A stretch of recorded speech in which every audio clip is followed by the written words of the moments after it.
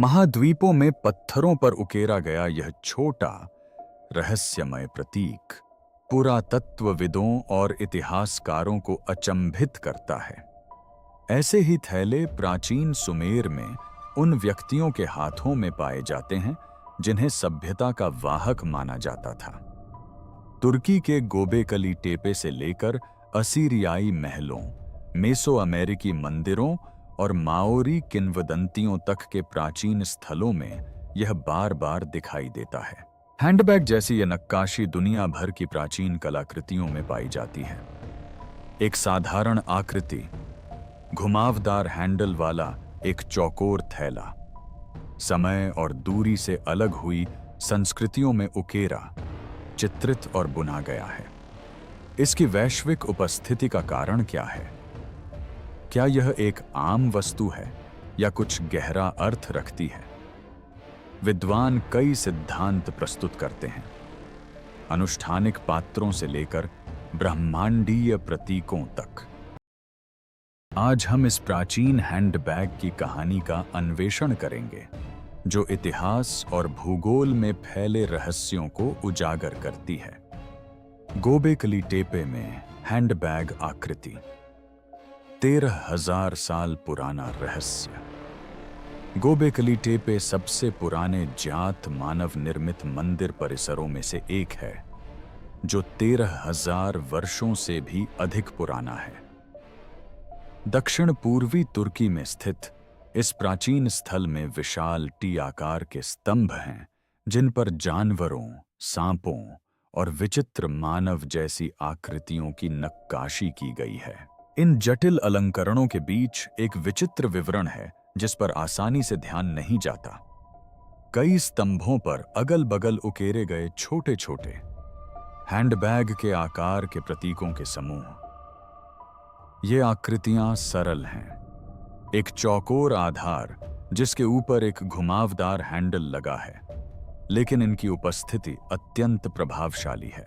वन्य जीवों और देवताओं की प्रमुख छवियों के विपरीत ये छोटी थैलियां सूक्ष्म, लगभग छिपी हुई हैं, फिर भी बार बार दिखाई देती हैं। इतने भव्य स्थान पर इस तरह के साधारण प्रतीक का क्या अर्थ हो सकता है? गोबेकली टेपे के निर्माता संभवतः शिकारी संग्रहकर्ता थे, जिन्होंने अभी तक खेती विकसित नहीं की थी। फिर भी उन्होंने एक ऐसा स्थल बनाया जो प्रागैतिहासिक मनुष्यों और उनकी प्रतीकात्मक क्षमताओं के बारे में हमारी धारणाओं को चुनौती देता है। ऐसा लगता है कि इन थैलियों के आकार का महत्व रोजमर्रा के उपयोग से कहीं अधिक था। जंगली सूअरों और गिद्धों जैसे जानवरों के बगल में इनकी स्थिति से पता चलता है कि ये थैलियां किसी व्यापक आध्यात्मिक या अनुष्ठानिक कथा का हिस्सा थीं। ये पवित्र वस्तुओं के लिए पात्र, प्रतिष्ठा के प्रतीक या अदृश्य शक्ति धारण करने वाले प्रतीकात्मक पात्र हो सकते हैं। इनका उद्देश्य कुछ भी हो, गोबेकली टेपे में मिली ये थैलियों की नक्काशी हमें प्राचीन प्रतीकात्मक भाषा की गहराई और जटिलता पर पुनर्विचार करने के लिए प्रेरित करती है, जो पहले की कल्पना से कहीं अधिक पुरानी है। असीरिया की पवित्र नक्काशी, अनुष्ठानिक थैली और उसका अर्थ। प्राचीन असीरिया के केंद्र में स्थित गोबेकली टेपे के हजारों वर्षों बाद विस्तृत पत्थर की नक्काशी में थैली के रूपांकन की एक उल्लेखनीय निरंतरता दिखाई देती है। नीनवे जैसे महलों में पाई गई इन नक्काशी में पंखों वाली आकृतियां, जिन्हें अक्सर जिन्न कहा जाता है, दो अलग अलग वस्तुएं पकड़े हुए दिखाई देती हैं। एक हाथ में छोटी बाल्टी और दूसरे हाथ में नुकीला शंकु। ये वस्तुएं हजारों साल पहले उकेरी गई थैलियों की आकृतियों से काफी मिलती जुलती हैं, फिर भी ये स्पष्ट रूप से अनुष्ठानिक उपकरण बन गई हैं। माना जाता है कि यह शंकु चीड़ का शंखु या खजूर के पेड़ का नर फूल है, जिसका उपयोग प्राचीन किसान फसलों पर पराग छिड़कने के लिए करते थे। चमड़े, धातु या बुने हुए कपड़े से बनी बाल्टी में संभवतः पवित्र जल या पराग होता था। जिन्न मिलकर शंखु को बाल्टी में डुबोते थे और शुद्धिकरण समारोहों में लोगों, पेड़ों या वस्तुओं पर उसका रस छिड़कते थे। ये अनुष्ठान केवल व्यावहारिक ही नहीं थे, बल्कि उर्वरता, शुद्धिकरण और दैवीय कृपा से जुड़े प्रतीकात्मक महत्व भी रखते थे। पराग या पवित्र जल छिड़कने का कार्य आध्यात्मिक शुद्धि और जीवन एवं विकास को बढ़ावा देने का प्रतीक था। यह पवित्र क्रिया इन थैलों जैसे पात्रों को रोजमर्रा के बर्तनों से ऊपर उठाकर ब्रह्मांडीय और कृषि नवीकरण के शक्तिशाली प्रतीक के रूप में स्थापित करती है। सत्ता के केंद्रों, सिंहासन कक्षों और मंदिरों में इनकी बार बार उपस्थिति इनके महत्व को रेखांकित करती है। असीरियाई लोगों द्वारा इन वस्तुओं का उपयोग दर्शाता है कि कैसे एक साधारण थैली या पात्र का आकार एक गहन धार्मिक प्रतीक में विकसित हुआ, जिसने अनुष्ठानिक कार्यों के माध्यम से भौतिक और आध्यात्मिक जगत को आपस में जोड़ दिया।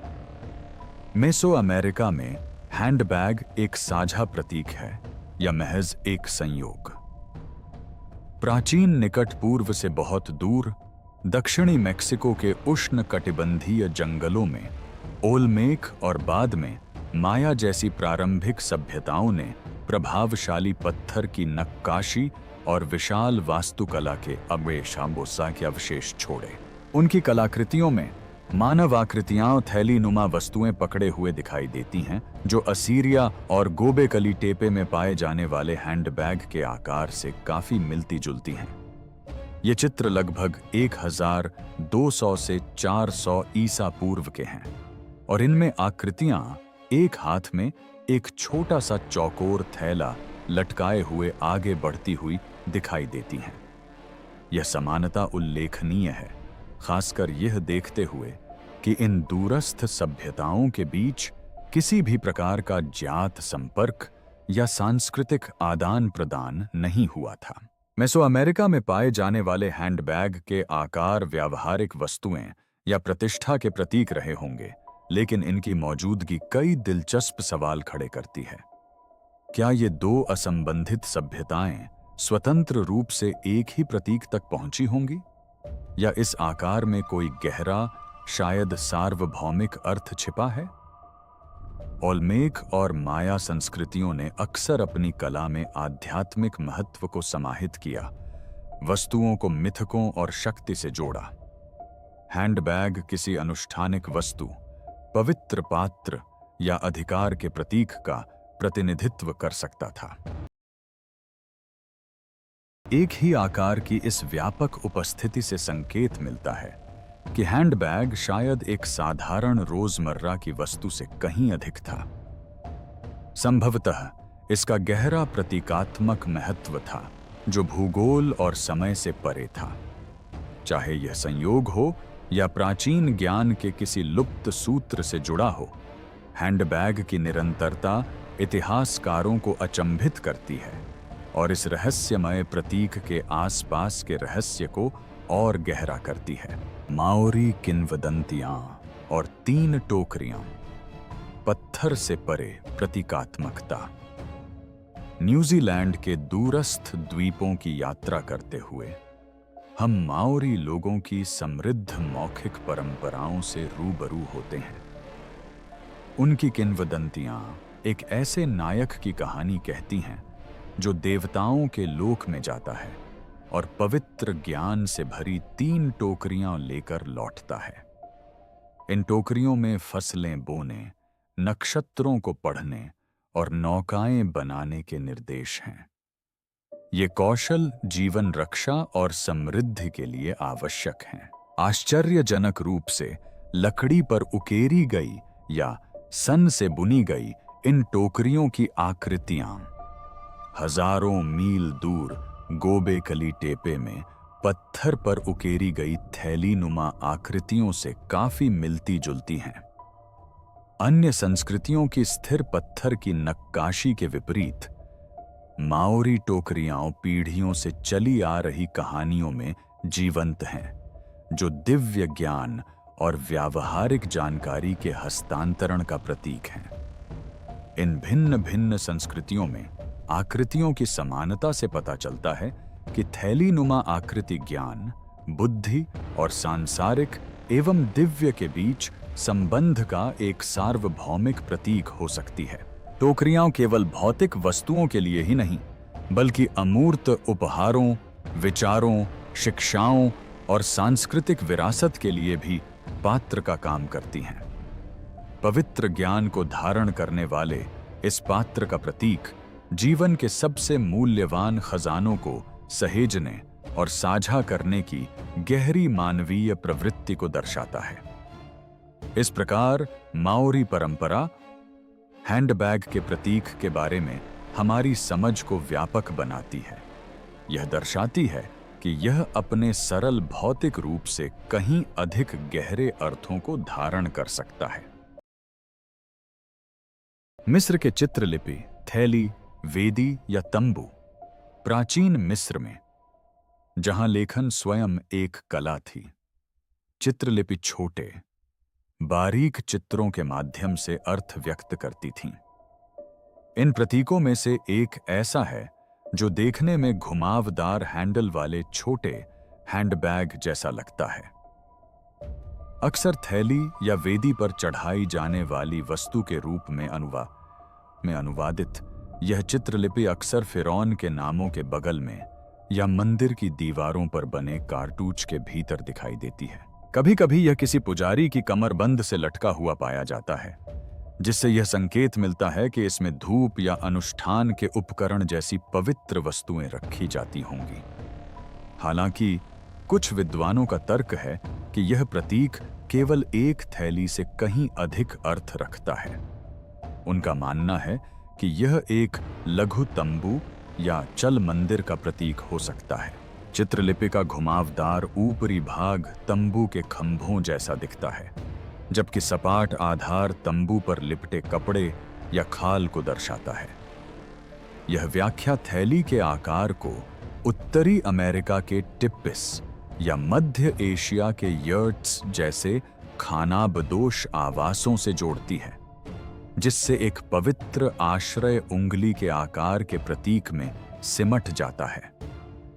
यदि ऐसा है तो थैली के आकार की यह चित्रलिपि ईश्वर के घर का एक शक्तिशाली प्रतीक बन जाती है, एक ऐसा पवित्र स्थान जिसे पुजारी अपने साथ ले जाते थे। यह अस्पष्टता हैंडबैग के रहस्य को और बढ़ाती है। यह दर्शाती है कि कैसे एक साधारण आकार व्यावहारिक और आध्यात्मिक, रोजमर्रा की और असाधारण दोनों चीजों को समाहित कर सकता है। मिस्र की संस्कृति में यह दिखाता है कि कैसे प्रतीकों के कई अर्थ होते हैं जो समय और स्थान के साथ विकसित होते हैं। अब सबसे पहले, हमेशा की तरह, नीचे दिए गए लाइक बटन को दबाना न भूलें। इससे इस वीडियो की पहुंच बढ़ाने में हमें बहुत मदद मिलती है। धन्यवाद। अर्थ, अनुष्ठान, जादू और पवित्र पात्र के सिद्धांत। प्राचीन संस्कृतियों में पाए जाने वाले हैंडबैग की नक्काशी ने उनके अर्थ के बारे में कई सिद्धांतों को जन्म दिया है। एक आम धारणा यह है कि ये थैलियां अनुष्ठानों में प्रयुक्त औषधीय पाउडर, जादुई धूल या मन को बदलने वाली जड़ी बूटियों के लिए पात्र के रूप में काम करती थीं। असीरिया में बाल्टी और शंखु की जोड़ी संभवतः शुद्धिकरण समारोहों में शामिल थी। पवित्र जल या पराग छिड़ककर शुद्धिकरण और आशीर्वाद प्रदान करती थी। ऐसे कार्य उर्वरता और नवीनीकरण के प्रतीक थे, जो फसल चक्रों पर निर्भर कृषि प्रधान समाजों के लिए अत्यंत महत्वपूर्ण थे। मेसोअमेरिका में इसी तरह की थैलीनुमा आकृतियां अनुष्ठानिक पात्रों या सत्ता के प्रतीक के रूप में इस्तेमाल होती रही होंगी। वहीं माओरी टोकरी दिव्य ज्ञान का प्रतीक थी, देवताओं के उन उपहारों का प्रतीक थी जिन्होंने उनके लोगों के जीवन को बदल दिया। ये विविध व्याख्याएं दर्शाती हैं कि कैसे हैंडबैग का रूपांकन व्यावहारिक उपयोग से परे जाकर एक पवित्र पात्र बन गया, जो अमूर्त शक्ति, ज्ञान, उपचार या सुरक्षा का वाहक था। कुछ विद्वान इस थैली को पृथ्वी और आकाश के मिलन का प्रतीक मानते हैं। उनका मानना है कि भौतिक और आध्यात्मिक जगत एक ही छवि में समाहित हैं। वहीं कुछ अन्य विद्वानों का तर्क है कि यह प्रतिष्ठा का प्रतीक या पुरोहितों या दिव्य प्राणियों द्वारा धारण किया जाने वाला एक चिन्ह था। इन सिद्धांतों को आकर्षक बनाने वाली बात यह है कि हैंडबैग का बार बार दिखना रोजमर्रा की जिंदगी के बजाय अनुष्ठानों, मिथकों और समारोहों के संदर्भों में होता है। समय और स्थान के अनुसार इसमें आए बदलाव यह दर्शाते हैं कि हैंडबैग केवल एक पात्र नहीं था, बल्कि अर्थों से भरा एक शक्तिशाली प्रतीक था, जो भौतिक वस्तुओं की तरह ही जीवन के रहस्यों को समेटे हुए था। ब्रह्मांडीय प्रतीक सिद्धांत, पृथ्वी और आकाश का एक रूप में मिलन। हैंडबैग के प्रतीक की एक दिलचस्प व्याख्या प्रतीक विशेषज्ञ रिचर्ड स्क्रैंटन द्वारा दी गई है, जिन्होंने प्राचीन संस्कृतियों में आकृतियों द्वारा विचारों को व्यक्त करने के तरीके में एक पैटर्न की पहचान की है। उन्होंने बताया कि गोल या घुमावदार आकृतियां अक्सर अमूर्त, आध्यात्मिक, आकाश और अदृश्य का प्रतीक होती हैं, जबकि वर्गाकार या कोणीय आकृतियां भौतिक जगत, पृथ्वी, औजारों और संरचनाओं का प्रतिनिधित्व करती हैं। वर्गाकार आधार पर टिके अर्धवृत्ताकार शीर्ष वाला यह हैंडबैग इन दोनों विपरीत तत्वों को एक ही प्रतीक में समाहित करता है। यह संयोजन पृथ्वी और आकाश के मिलन, यानी मनुष्य द्वारा प्रतिदिन अनुभव किए जाने वाले मूर्त और अमूर्त जगत के मिलन का प्रतीक हो सकता है। साधारण वृत्त या वर्ग के विपरीत, थैली का आकार एक पात्र, एक ऐसा आधार प्रतीत होता है जो दोनों लोकों को समाहित और जोड़ता है। प्राचीन समाजों में थैले व्यावहारिक उपकरण थे, जिनका उपयोग बुवाई के लिए बीज ले जाने, समारोहों में भेंट चढ़ाने या पवित्र वस्तुएं रखने के लिए किया जाता था। ब्रह्मांडीय अवधारणा को एक परिचित थैली का आकार देकर प्राचीन लोगों ने जीवन की दृश्य और अदृश्य शक्तियों के बीच संतुलन को व्यक्त करने वाला एक शक्तिशाली प्रतीक बनाया। यह सिद्धांत बताता है कि दुनिया भर में इसी तरह के हैंडबैग के आकार स्वतंत्र रूप से क्यों दिखाई दिए। इसके लिए यात्रा या व्यापार मार्गों की आवश्यकता नहीं थी, बल्कि यह केवल एक साझा मानवीय अनुभव था। हर कोई ऊपर विशाल आकाश देखता है और नीचे धरती को महसूस करता है। हैंडबैग पूरी दुनिया का प्रतीक बन जाता है। आकाश के नीचे समाई धरती एक ऐसे प्रतीक में सिमटी हुई है जो श्रद्धा और समझ का आह्वान करती है। यह प्रतीक एक गुप्त संदेश का काम करता है, एक ऐसा चिन्ह जिसे प्राचीन शिक्षक धारण करते थे और जो ज्ञान को दूर दूर तक फैलाते थे।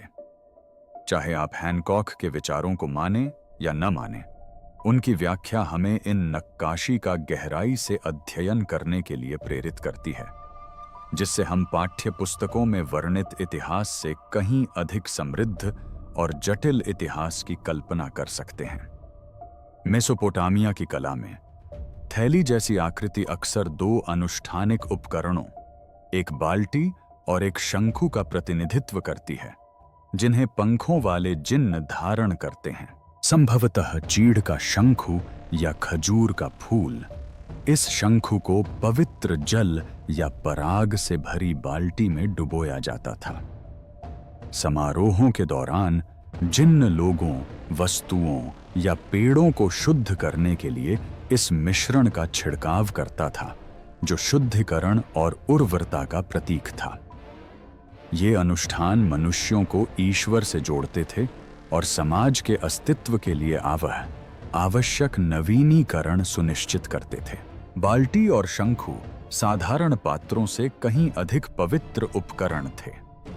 महलों और मंदिरों में इनकी उपस्थिति दैवीय कृपा और सामाजिक व्यवस्था बनाए रखने में इनके महत्व को दर्शाती है।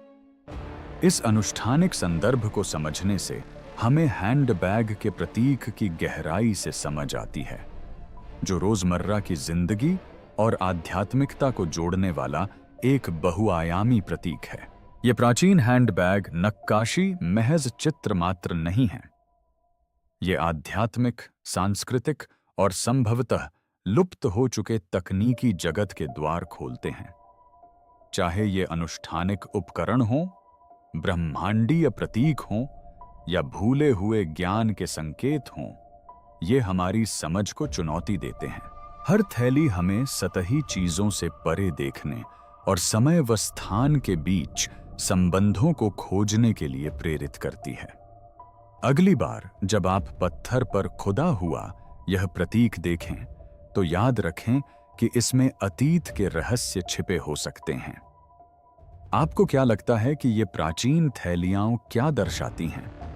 अपने विचार साझा करें और इतिहास के सबसे दिलचस्प रहस्यों में से एक को सुलझाने की इस यात्रा में शामिल हों।